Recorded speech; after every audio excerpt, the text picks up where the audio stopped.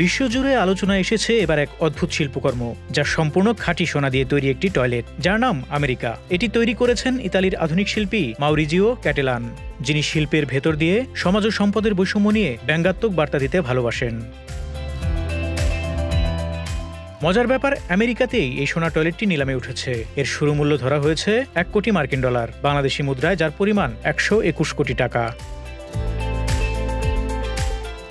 আন্তর্জাতিক নিলাম প্রতিষ্ঠান সোথিবি জানিয়েছে, তাদের নিউ ইয়র্ক শাখায় 18 নভেম্বর অনুষ্ঠিত হবে এই অনন্য শিল্পকর্মের নিলাম। প্রায় 101 কেজি খাঁটি সোনা ব্যবহার করে তৈরি এই টয়লেটকে তারা বলছে শিল্প ও পণ্যমূল্যের সংঘাত নিয়ে তীক্ষ্ণ ব্যঙ্গাত্মক বার্তা।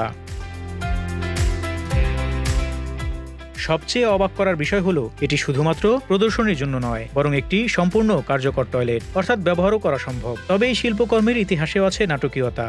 2019 সালে ইংল্যান্ডের বিখ্যাত ব্লেনহেইম প্যালেস থেকে এর আরেকটি অনুলিপি চুরি হয়ে যায়। ঘটনাটি তখন সংবাদ মাধ্যমে ব্যাপক সাড়া ফেলে, আর সোনার টয়লেট হয়ে ওঠে বিশ্বজুড়ে আলোচনার কেন্দ্রবিন্দু। সোথিবির সমসাময়িক শিল্প বিভাগের প্রধান ডেভিড গ্যালপারিন বলেন, ক্যাটেলান নিঃসন্দেহে আধুনিক শিল্প জগতের অন্যতম প্ররোচনাদাতা। তিনি শিল্পকে এমনভাবে ব্যবহার করেন যাতে দর্শক ভাবতে বাধ্য হয় সম্পদ, বিলাসিতা আর মানব জীবনের সীমা কোথায়।